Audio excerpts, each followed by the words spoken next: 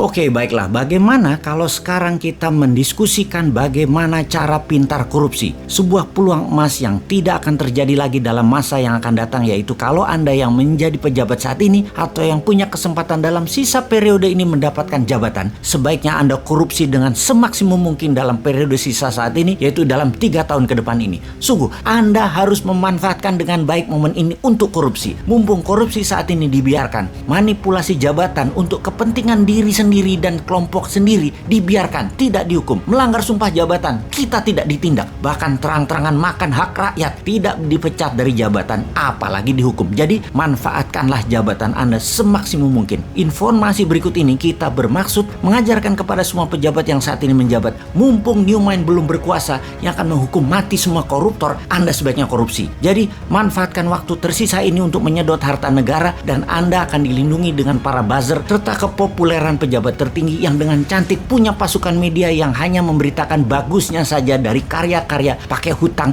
yang hutangnya tidak diungkap, hanya bentuknya yang diekspos, hanya yang sukses seperti jalan tol, bandara, sirkuit atau apapun, semua yang sukses saja yang diekspos. Kita akan mengajarkan bagaimana korupsi itu dilakukan. Oke? Pertama, mainkan anggaran daerah, anggaran pusat, anggaran departemen, dan anggaran BUMN. Pastikan Anda punya teman atau sahabat yang Anda percaya untuk dimenangkan tendernya, diatur pagunya, dibuatkan spek produk sesuai dengan bohir Anda. Teman Anda tadi pastikan punya mitra yang memang pengalaman untuk bisa menyelesaikan proyek tersebut sebagai subkontraktor atau sub-supplier Anda. Teman Anda yang dimenangkan tendernya dan mendapatkan proyek tadi tinggal disubkan, nggak kerja, dapat cuan. Pastikan semua proyek dan anggaran di tangan Anda jatuh ke perusahaan kroninya Anda. Cara kedua adalah ciptakan proyek angin ribut dalam tanda petik. Proyek terlihat keren dan yang membuat masyarakat akan melihat Anda seperti orang sukses. Kemudian buat teman Anda yang dapat proyeknya tersebut. Proyek angin ribut ini kalau di daerah kerjasama dengan DPRD, pastikan semua politikus dapat permen jatah premannya. Kalau di pusat, pastikan sobat politikus Senayan dapat juga, yaitu untuk meloloskan anggaran atau membuat peraturan yang menguntungkan Anda para pejabat. Kemudian buat proyek yang ada asingnya dengan membodohi pemimpin tertinggi seakan kalau ada uang asing,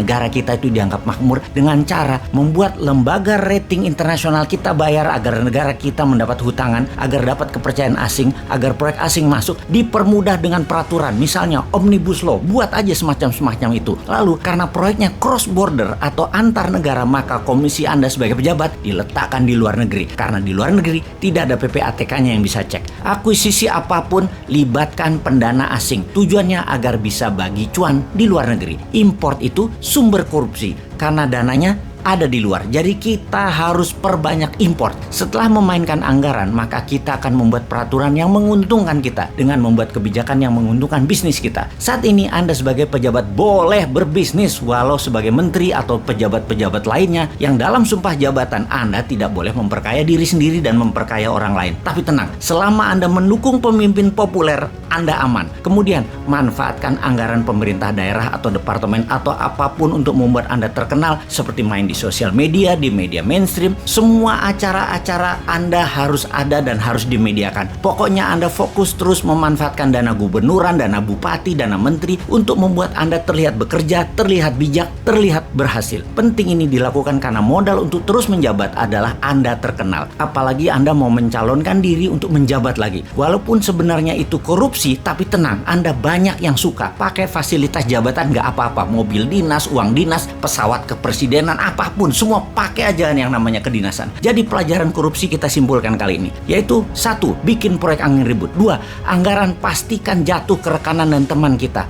3. Ubah peraturan dan kebijakan pemerintah pusat, pemerintah daerah, departemen yang menguntungkan teman-teman kita. 4. Perbanyak proyek antar negara agar komisi berada di luar. 5. Buat proyek multi-year sampai di atas 10 tahun agar yang menanggung bukan Anda lagi ketika Anda tidak menjabat dan komisinya kan dapat di muka. Misalnya beli pesawat terbang 100 unit selama 10 tahun. Nah, komisinya kan di depan dan anggaran nyicil 10 tahun termasuk penyerahan pesawatnya nanti. Biarkan pejabat kemudian yang pusing dan rakyat yang pusing. Terakhir adalah gunakan fasilitas dan anggaran jabatan untuk membuat Anda terkenal di media. Oke, kita jelaskan nanti yang lebih rumit lagi, namun dapat dipastikan rakyat tidak akan tahu.